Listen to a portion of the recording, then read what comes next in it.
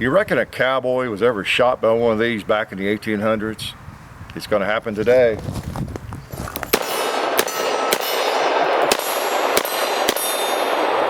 Oh yeah, I kind of doubt it, really. You know, I don't think a cowboy, a real cowboy, could have tolerated being killed by such an ugly gun. Even a propane. Yeah, it's the ER Rhino here, the 40DS 4-inch barrel. Believe it or not, have you ever seen a firearm this ugly? I mean, I ask you, really, have you ever seen, a firearm, not just a handgun, any gun that ugly? And I know I've offended some of you because many of you don't really think it's that ugly, okay? But you'll have to humor me because, you know, I'm an old guy and I have had revolvers my entire life and none of them look like this creature. They look more like that one, the Model 19 Smith & Wesson. Just for contrast, look at that. Yeah, it's just going to be a gun bashing video, okay? Nah, it's not really going to be a gun bashing video.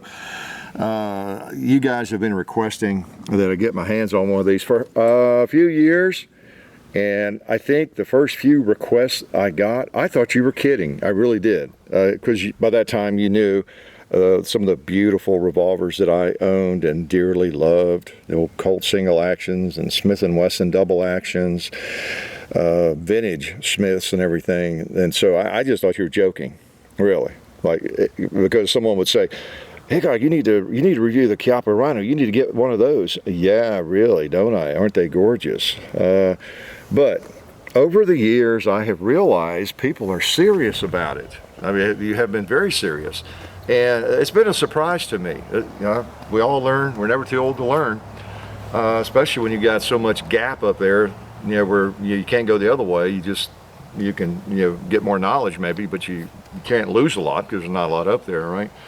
But really, I have learned something, that this firearm is not really repulsive to everybody, as it was to me when I first saw them.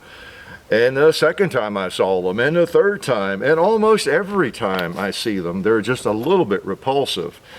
I'll have to say though, since we've had it here at the compound, and shooting it, looking it over, cleaning it, and messing with it, my impression has changed some, okay? I've calmed down. It's still ugly, but it does function.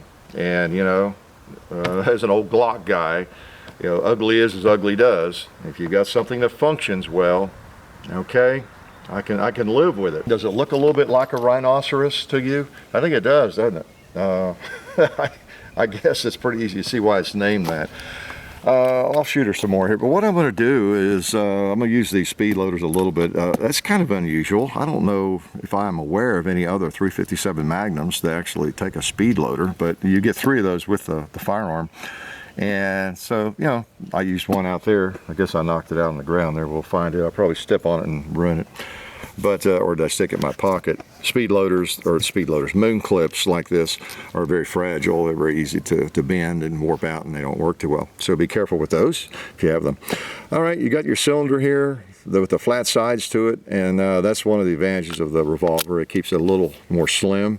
You know, if you've got the this could be a carry size model, I guess, or the 2.5 inch, whatever it is, and it's really a carry, kind of a snub gun. You've got a flatter firearm there in 357 than you might have with the Smith. You know, with the Smith here, you don't have a flat cylinder, of course.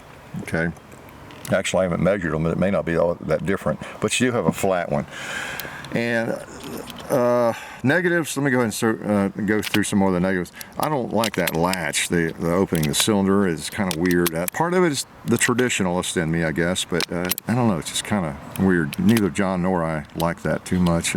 It seems okay. I guess it's pretty positive and works, but not crazy about that. Now, I've been hammering it. Let me tell you some things that I do like about it. The fact that it's going away. Just kidding, just kidding. No, I do like the grip. If you've ever held one of these, even if right now you're about to regurgitate, you people in Kentucky, that means throw up.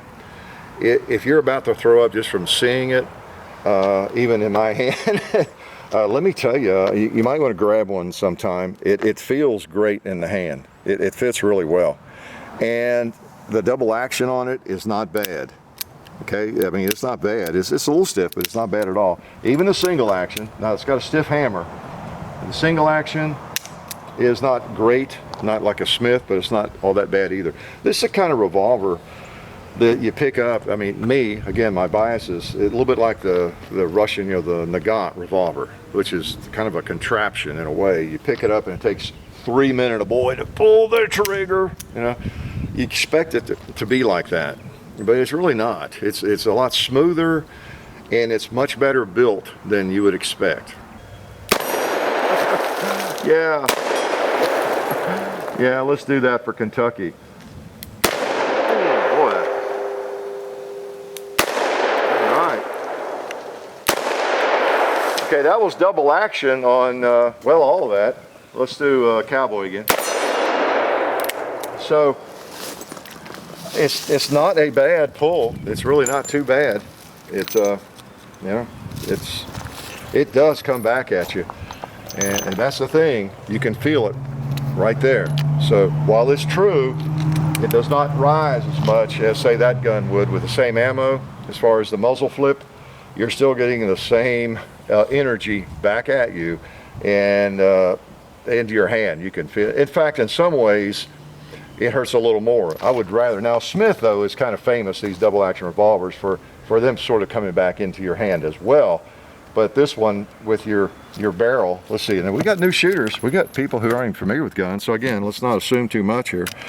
That you see your barrel is up here at the top of the cylinder generally. Okay, so the round is recoiling against the top of the recoil shield up here. You know, the barrel, everything in line there. So you recoil, that round is pushing against up here about at the top of the hammer there. So when you fire it, it comes up a little bit. All right. Whereas the difference with this one, as I showed you, and the barrel's down here, so it's coming straight back into your hand. The bore axis is even actually below the top of your hand. So it's really coming straight back, okay? If you had a 44 Magnum, do they make a 44 Magnum in this thing? I'm thinking they may not, maybe they do.